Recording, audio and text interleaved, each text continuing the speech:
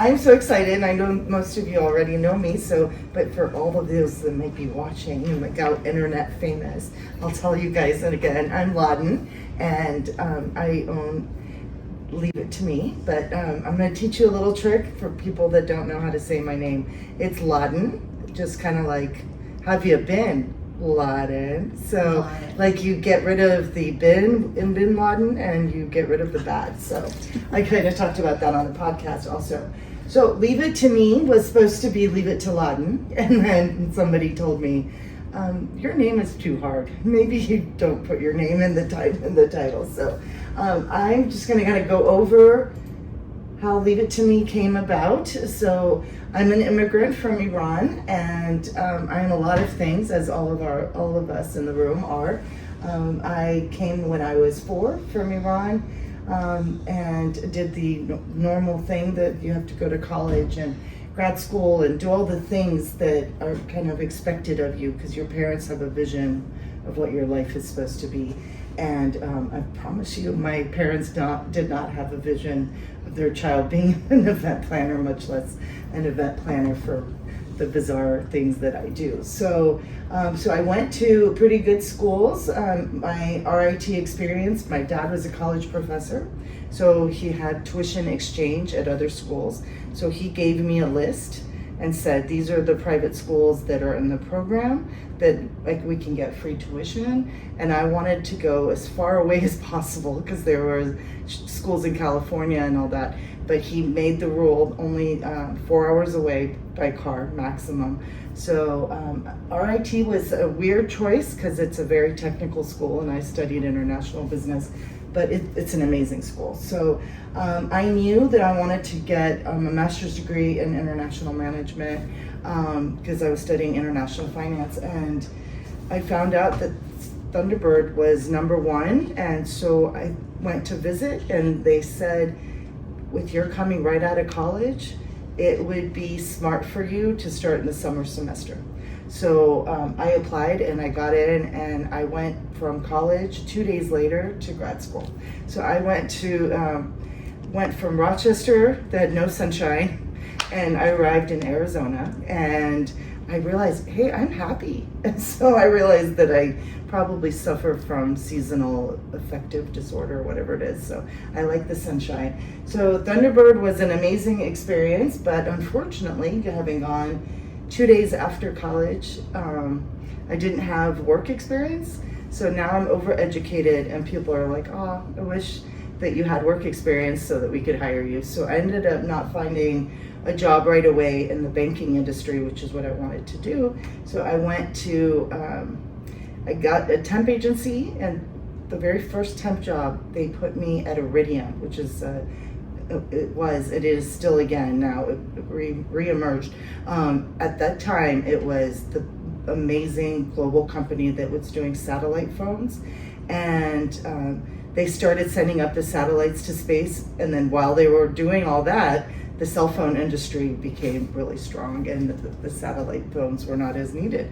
So the accidental career that I got myself into working in telecom, I never went back to thinking about a banking job, and ended up getting more telecom jobs over the 20 years until I divorced the industry because it was a horrible industry. So anyway, so my job, one of them was working at Global One, and then I was with Newstar after EXO. My office was like right here. So this rooftop has a lot of the offices that I worked in over the years, and the emotions come back while you're driving. I'm like, it feels like I'm driving to work, and I could never go back to working in corporate America. So anyway, so along the way I became a wife, and now I'm an ex-wife, and my husband and I have a great friendship, but becoming a wife made me really proud to be the mom of 2 amazing kids, and now 2 also sister cats. I've had cats pretty much all my life, but so anyway, this is Anissa and Amira, but Anissa goes by Socks. So that's an old picture, and then that's Nico and Mazakeen. So next time I'm gonna have the girls wear kind of a costume also. What do you think? So it'll match. And most of you know that I do stand-up comedy as a hobby. Not so much like the last year, I had not had as much time, but I host an open mic event. So I get to see so much talent in the area. It's amazing. I have people that come, it's monthly, and so the next one's coming up the end of the month. Original songwriters, because it's called the original open mic, and so they have to perform original material. It can't be covers of songs because we're too cheap to pay for license, to pay the license for music. Anyway, so the stand-up comedy came about because my dad and I watched a ton of stand-up comedy when I was younger, and I think my dad wants to secretly be a stand-up comic. So I put my name in to hear about classes for my father, and instead I ended up taking the class almost 5 years ago. So anyway, so this is a fun little hobby of mine, and this is all the stuff I do in addition to being a business owner. So, all right, need your help. And I'm going to get into more of my business, but my aspirations for 2026 is to start, and I'm not doing a great job here, but speaking on stage, right? So I heard from a BNI friend that he called me the joy and death lady because of what I do, and you'll see. But the other day, someone thought I said joy in death. So I wanted to ask you guys, my focus group of 4, what do you think? Joy in death or joy and death? I like joy in death. Me too. I think it's better because it sounds like I kill people in the other one, right? So yeah, it sounds like joy and death are two different things, where joy in death means that I bring the joy in. Okay, yeah. All right. So, like people who passed or something, and instead of being sad about them leaving, kind of give their joy of the fact of the times that they were here. Exactly. Okay, so joy in death, I think, is so much better. And so that's truly what I was thinking, but I wanted to just double check with you all. So the other thing that I do, other than the end of life events, are divorce parties and the Divorce Expo. So it ties in that it's the death of your marriage, unfortunately. I love so it's gonna be joy in death. Anyway, so going forward, it's Empress Ladan if you're talking about my comedy MC side, and then but the other business stuff, I'm gonna be the joy in death lady. All right, so the celebration of life events. So how does one decide that they're gonna be the global expert in celebration of life?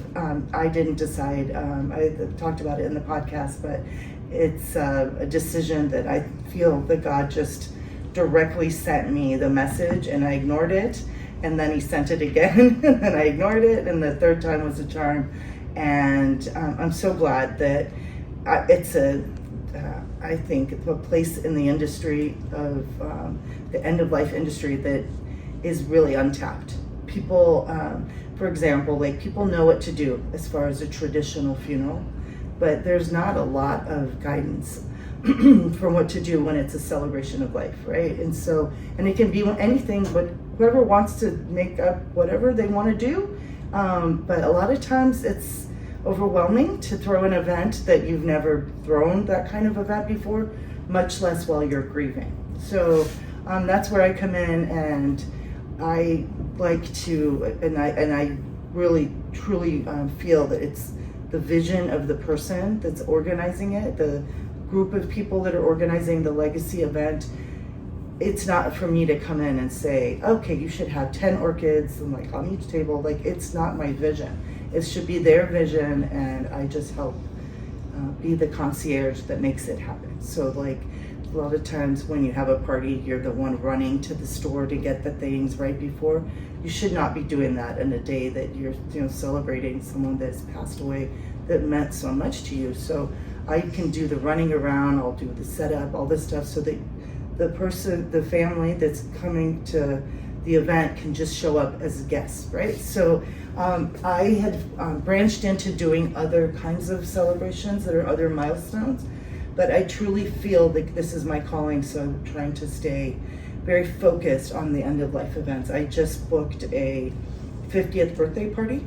So that when she called me, she's like, I know you do strange events. Do you just do typical events too? And I'm like, yes. So, but yeah, so the types of things that people bring me in for are, again, these milestone events, right? So it's kind of weird to talk about, but one of the big milestone events that I helped my friends celebrate is the gender transition, right? So she it was born assigned male, right? So in the late 50s, she decided to transition, and we had an amazing party. And when I get into these events with my clients, I feel like I need to make them look so good that I basically become immersed into this. It becomes my event too, like that. It's important event that all of my client events are so important, and so that it's amazing how I started looking for things for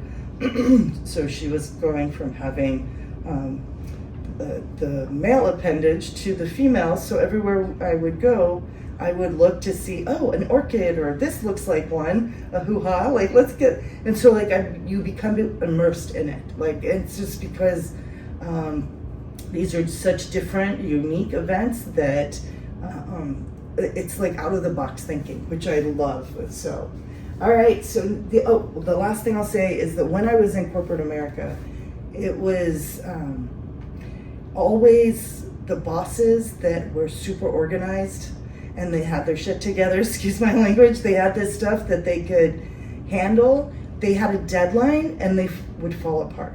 So the drama and the chaos and stuff, they would not be able to perform, and they would say to me, you have to stay late, Ladan, because you have to help us. And I would basically only be helping, not that I knew anything more than the bosses.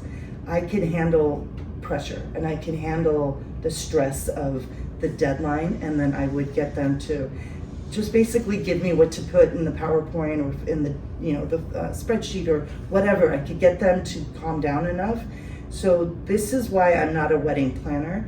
I am a chaos kind of event planner. Like now I don't want the chaos, but there's going to be some chaos, and I know I can handle it way better than event planners that need somewhat like the bosses that I used to have, the need the long leeway to get like events done. The wedding planners get a year of planning. Celebration of life people, and when you're putting an event together, it's like sometimes a few days or a week.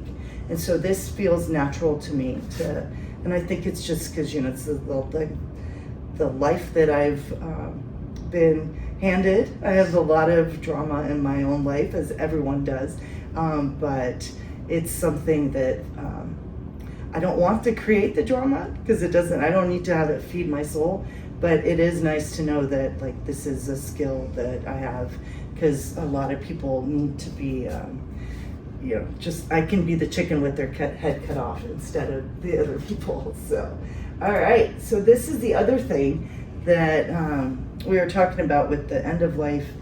You can also be part of planning it yourself. You don't have to leave it to your loved ones, right? So a lot of people know about, there's different books and programs you can buy, like $100 box of Susie Orsman, you plan your end of life stuff, but it's all for you to do. You have to do it. And who wants to plan their own final chapter, right? They're not going to want to sit down and be like, today I'm going to write out my will and I'm going to do, this is something that will procrastinate always, right? So most of those programs too don't have an aspect of the event in it. It is just making sure your legal stuff, your passwords, all these things are done. But what about the tone of your party?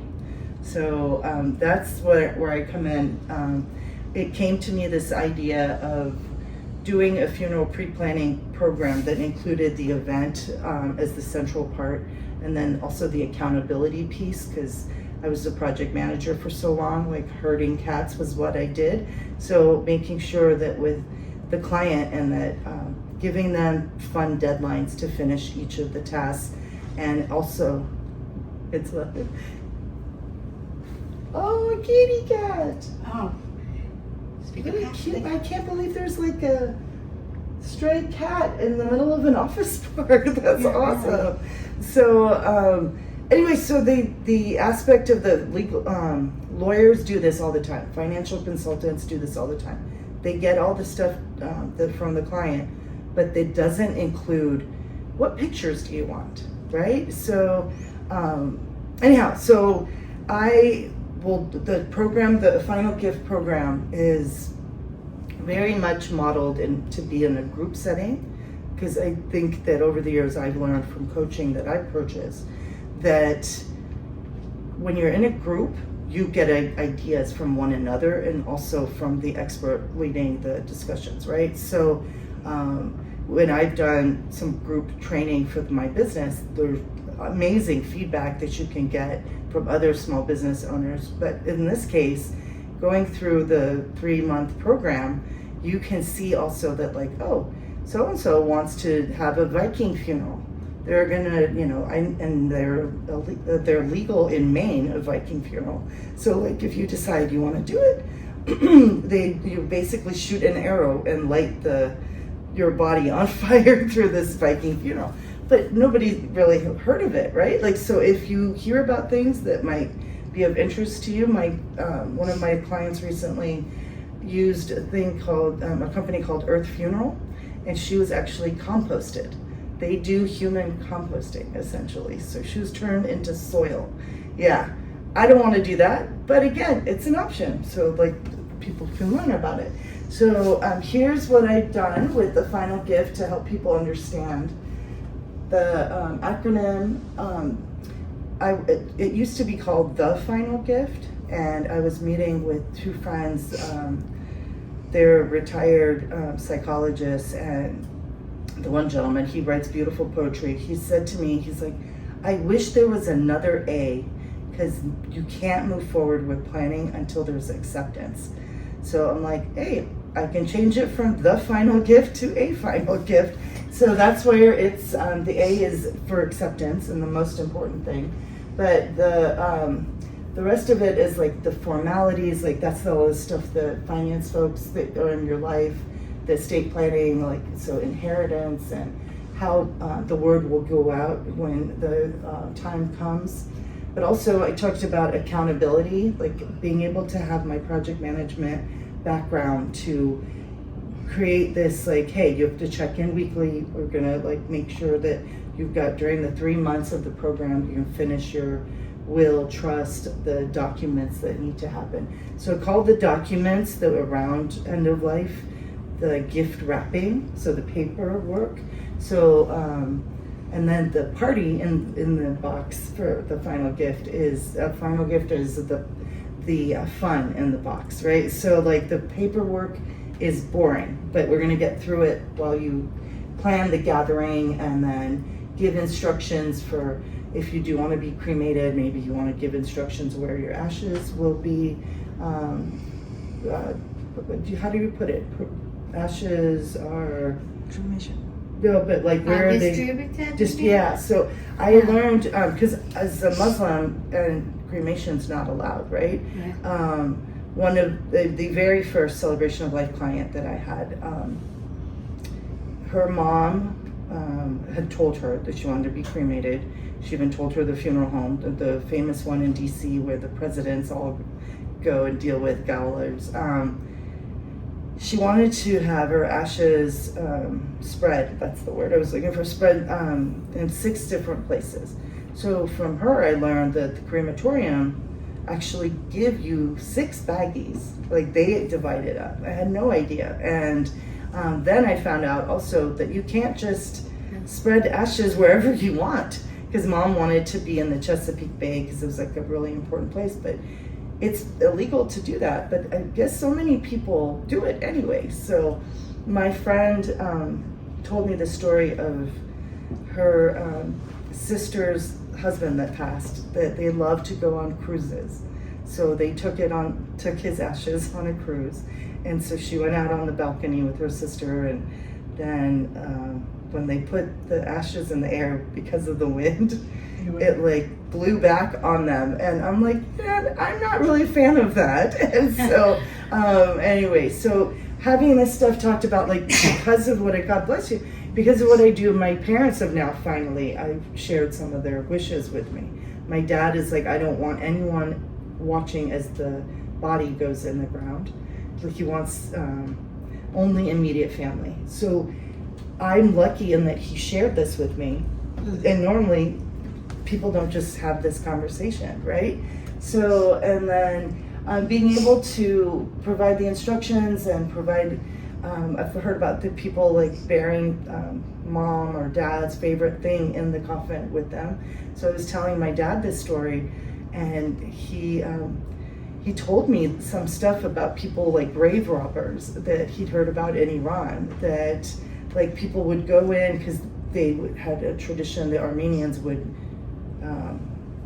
bury the loved ones with all of their gold and all that stuff. So the grave robbers would go and take that. It's just awful. But I have something else that I had learned, that as a Muslim, I would be buried in a shroud, like, right? So it's not common to dress your, loved ones. That you go to heaven kind of everyone the same, so there's no hierarchy. Like, you look at, oh, you were buried in a fur coat, like we're important on earth. No, everyone's equal, right? But I've heard that for other cultures, they dress them up in the favorite dress or whatever, that they put bras on women. So I've made it very clear that if you put a bra on me for the afterlife, they will come back and haunt you. So make sure you write that out. Let the ladies be free. That's what you want. So, and then also timing wise, Muslims need to be buried immediately, right? So I personally want an epic party. So I have told my girls, like I can be buried, right? But there's going to be an after party or whatever. I'm like, months later, I have a funeral playlist.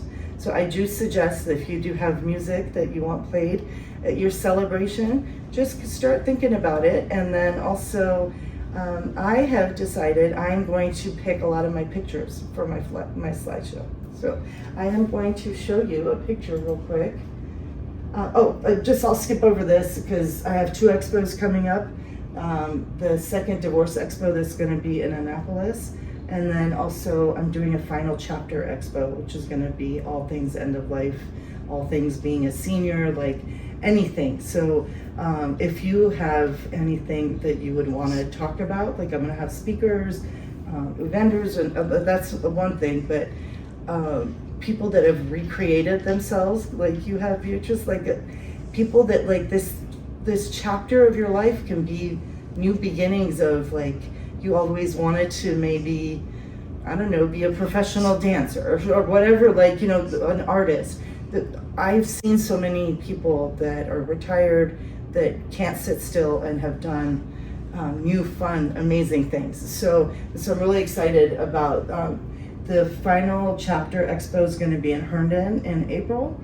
The Divorce Expo Part 2 is going to be in Annapolis, and I'm also working on another event that is a multicultural event that I'll let you guys all know about. I'm a volunteer with the International Indian School, and they're putting on this empowerment for women entrepreneurs event. It's going to be epic. I'm very, very excited.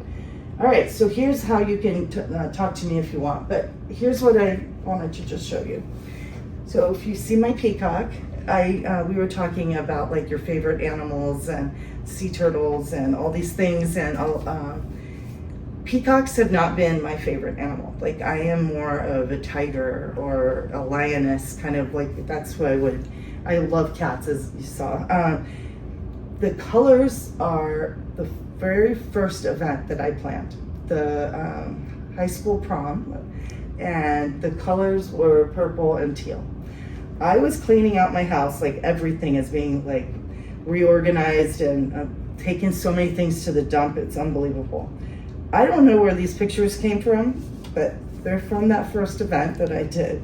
the prom, and I need to upload them and put them on my website because I'm excited. So every event that I planned after the prom that had those colors that the committee picked, purple and teal, I have like purple and teal, like it was just such an easy thing for me to pick that as an event like theme. And for my 40th birthday, which is I'm about to be 52, I went to the store and everything was peacock that year. So I ended up buying a ton of peacock stuff.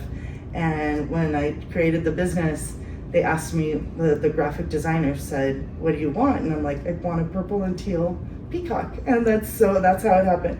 So this is my prom picture next to the ice sculpture. I weighed way less than I do now. And I am just so thrilled. I didn't even know these pictures existed. I didn't know that I had printout of these pictures. And I'm going through things and I'm like, what the heck is happening? I found this. So anyway, so this is me. I don't know if you have any questions for me.